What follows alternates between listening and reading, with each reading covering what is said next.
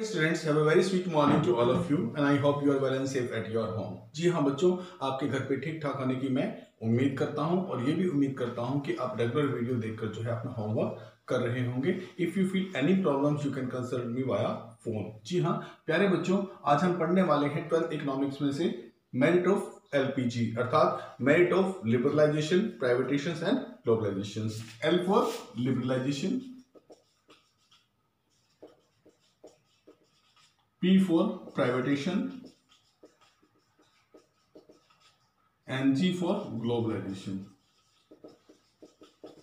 प्यारे बच्चों, ये जो प्राइवेटाइजेशन है, लिबरलाइजेशन है और ग्लोबलाइजेशन है, ये 1919 पॉलिसी की NEP के ही तीनों एलिमेंट हैं. इन तीनों के लागू होने के बाद अर्थात पोस्ट LPG क्या हुआ इंडियन इकोनॉमी में? इंडियन इकोनॉमी एक वाइब्रेंट इकोनॉमी हो गई. जी हाँ, ये एक बहुत अच्छी इकोनॉमी बन गई क्योंकि ये मोर इफिशिएंटली इसमें वर्क होने लगे. प्रोडक्शन एक्टिविटी इस प्रकार से हो रही थी कि जीडीपी हमारा इंक्रीज हो रहा था. जब जीडीपी इंक्रीज होता है तो जाहिर है कि एक देश में गुड्स और सर्विसेज का फ्लो जो है वो बढ़ जाता है. और एलपीजी के बाद, पोस्ट एलपीजी पॉलिसी के बाद, जी हाँ, लिबरलाइजेशन, प्राइवेटाइजेशन और ग्लोबलाइजेशन पॉलिसी को अपनाने के बाद हमारा जो जीडीपी था वो 8% पर एनएम की दर से बढ़ना शुरू हो गया. जी हाँ. सेकंड अगर मैं बात करूं, increase in the industrial production. जी हाँ, इंडस्ट्रियल प्रोडक्शन जो है वो काफी बढ़ने लग गया क्योंकि नई लिबरलाइजेशन के थ्रू नई फर्म्स लगी, प्राइवेटाइजेशन के थ्रू सिक इंडस्ट्री को प्राइवेट जो सेक्टर ने वो संभाल लिया, ग्लोबलाइजेशन में फॉरेन इन्वेस्टमेंट हुआ और फर्म्स लगी. इन तीनों के कारण ही, पोस्ट एलपीजी के कारण ही भारत को जो है गुड्स और सर्विसेज का प्रोडक्शन बढ़ गया और वो काफी ज्यादा, पहले से काफी ज्यादा एक्सपोर्ट करने लगा और इसे एक ग्लोबल रिकॉग्नाइजेशन मिल गया. जी हाँ, इसे एक ग्लोबल पहचान मिली. ठीक है.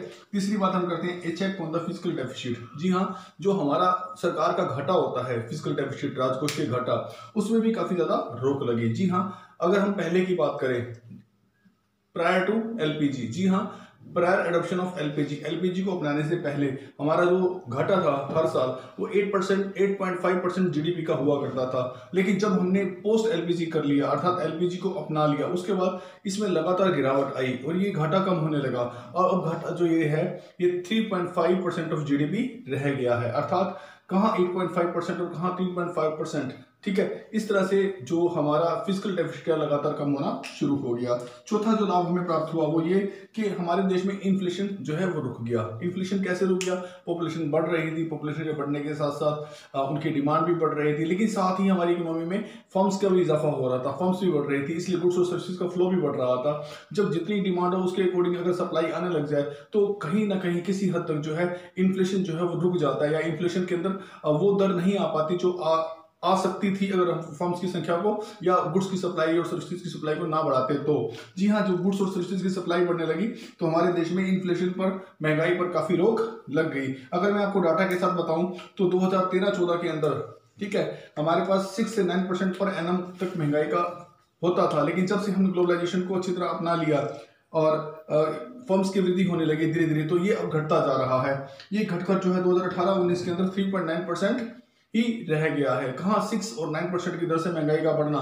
ठीक है. ये 1991 के आसपास तो काफी ज्यादा महंगाई बढ़ती थी, लेकिन 2013-14 में 6 से 9% की दर महंगाई बढ़ने की दर थी, जो 2018-19 में घटकर जो है 3.9% ही रह गई. अर्थात महंगाई के ऊपर भी काफी ज्यादा मात्रा में अंकुश लग गया.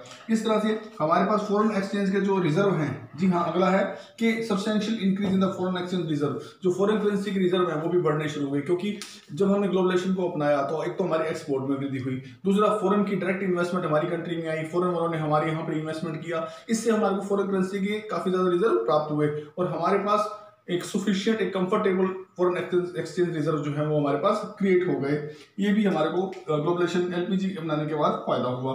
Flow of private foreign investment. जी हाँ, फॉरेन की जो प्राइवेट इन्वेस्टमेंट है अर्थात वहाँ की जो फर्म्स हैं वो हमारे यहाँ इन्वेस्ट करती हैं, इसके अंदर भी काफी ज्यादा बढ़ोतरी हुई. और 7th में कहूंगा कि इंडिया को एक इकोनॉमिक पावर के रूप में इंडिया उभर कर सामने आया. जी हाँ, इंडिया ने हर ट्रेड के अंदर जो है काफी ज्यादा जो है महारत हासिल करी. इंडिया ने अपने मतलब आईटी ट्रेड के अंदर भी जो इंडिया ने ग्लोबल रिकॉग्नाइजेशन पैदा करा और भी बहुत सारे सेक्टर्स हैं जिसमें इंडिया इमर्जिंग इकोनॉमिक पावर बनकर सामने आया, विश्व के सामने आया. इस तरह से अगर हम 8वें फायदे की बात करें तो इंडिया में पहले मोनोपोली हुआ करती थी, कुछ फर्म होती थी, जैसे कि कार बनाने की कुछ फर्म्स होती थी या फिर किसी एसी बनाने की कुछ फर्म्स होती थी, रेफ्रिजरेटर बनाने की कुछ फर्म्स होती थी कुछ डिकेड्स पहले।